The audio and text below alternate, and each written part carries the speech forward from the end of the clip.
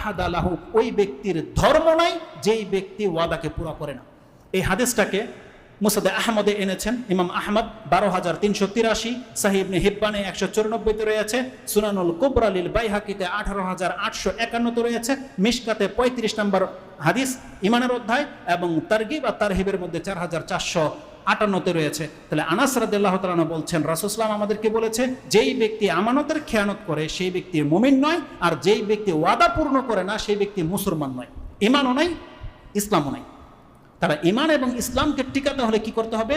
আপনার আমানতদারি হতে হবে এবং আপনাকে ওয়াদাকে বাস্তবায়ন করে দেখাতে হবে, যেই কথাটা আল্লাহ সূরা মাইদার প্রথমে বলেছেন, আউফু বিল উকুদ, হে ঈমানদাররা তোমরা তোমাদের ওয়াদাকে পূর্ণ করো। এই সম্পর্কে আরো লম্বা চূড়া কথা রয়েছে।